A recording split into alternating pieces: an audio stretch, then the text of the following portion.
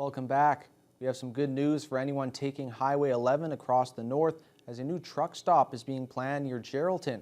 Once completed, it would be the only such facility on the roughly 400-kilometer stretch between Nipigon and Hearst. The McGeezy Commercial Plaza will be located at the intersection of Highway 584, where it meets the soon-to-be redirected section of Highway 11 just outside Geraldton. It will feature a gas and EV charging station, fast food restaurant, retail space, shower facilities, and a campground.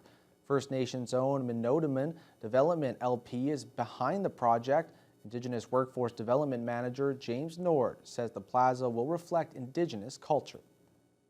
So we're planning to have it where it's going to be an eagle-shaped plaza, eagle-shaped. The building is going to be eagle-shaped, and we're going to have arts and crafts from the local 3 First Nations and beyond. So it will be a community-based business, and all the revenue will go back to the 3 First Nations, profit sharing with the 3 First Nations.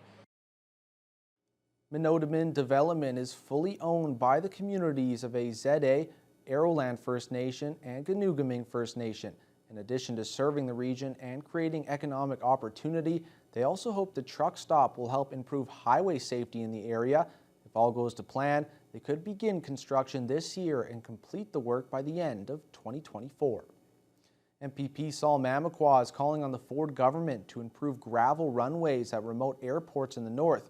The NDP member for Kiiwetinoong says the current situation impacts the type of aircraft that can service First Nations and drives up the price of much-needed commodities.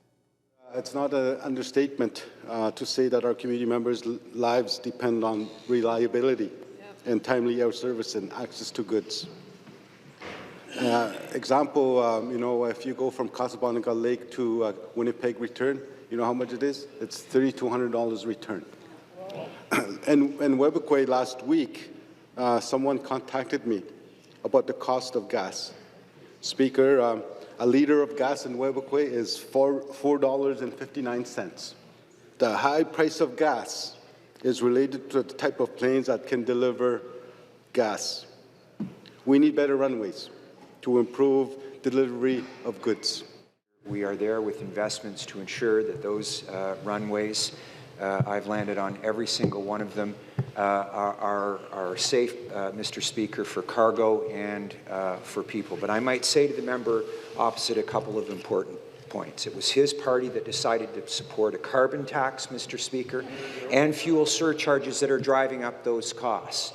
It's that member opposite who voted against our initiative, Mr. Speaker, to reduce the cost of fuel for planes flying into the remote communities. And Mr. Speaker, so far we have not been encouraged by the member opposite or his party to build the kinds of corridors that would provide reliable road access into many of our northern communities. Now, construction is just getting started on an 1,800 square foot extension to a senior center in Fort Frances.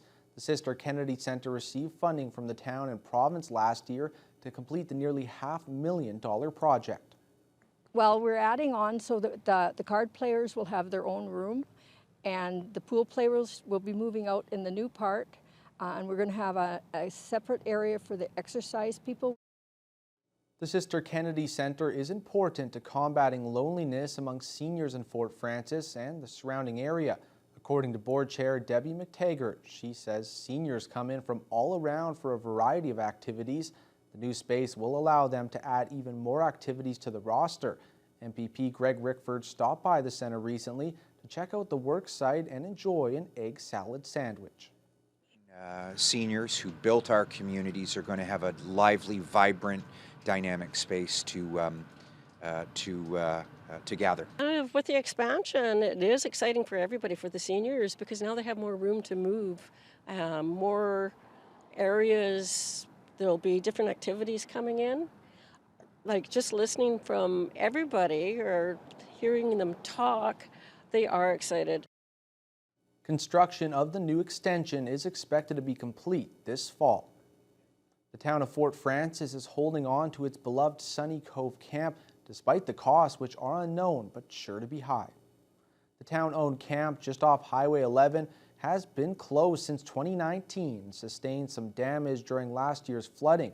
Town officials say the repairs for just the main building, Russell Hall, is expected to cost $500,000.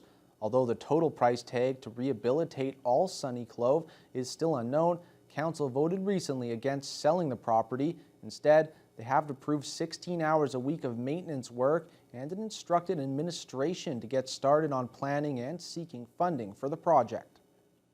So many people of my generation, seniors, have very, very fond memories, and generations since then have gone up there as kids or sent their kids up there. So there's a very emotional attachment to Sunny Cove Camp and everything that it entails. And even though now times have changed and more people have cabins on the lake, it's one of those things, one of those institutions that remind you of your childhood, and people just don't want to let it go. There's, I think, an opportunity to do some sort of business planning up there and see, what sort of activities we could be doing there to maximize our revenues. The project will be costed out as design work progresses and Council develops a vision for the site. Interim CAO Travis Robb hopes that in being decisive and acting quickly, they could have shovels in the ground as soon as the snow melts next spring. The town of White River is looking to attract new residents, with its proximity to nature being a selling point for many looking for a more tranquil place of life. There's also a lot of job vacancies for families seeking employment. Ian Campbell has the story. When it comes to those who know White River best, one of the top contenders just might be its new mayor. Born and raised in the community, Mayor Tara Anderson-Hart runs Northern Emporium. Well, aside from me obviously thinking White River is an awesome place to be, it has a lot to offer, especially to new young people, new immigrants to the country, people looking to relocate, that little bit more relaxed lifestyle, slower pace of life. Located on the Trans-Canada Highway, there's even a train to Sudbury if you're looking for a more direct or scenic route. The community has served as a beacon for those who enjoy the outdoors with fishing, hunting, and trapping. But the big selling point right now are the available jobs. There's been approximately 90 to 100 jobs continuously posted in White River and in all areas, whether it's an administration type position, laborer, engineering, just a huge variety of jobs. The service industry, of course, is always taking a big hit.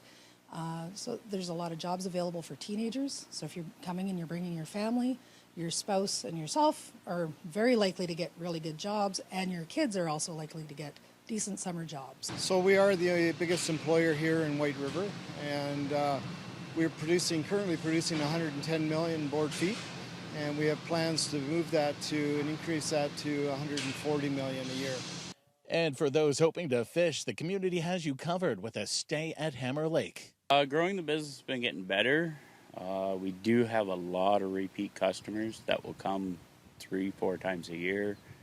We do have some guys that come 8 times a year. Fortunately, they don't live too far away.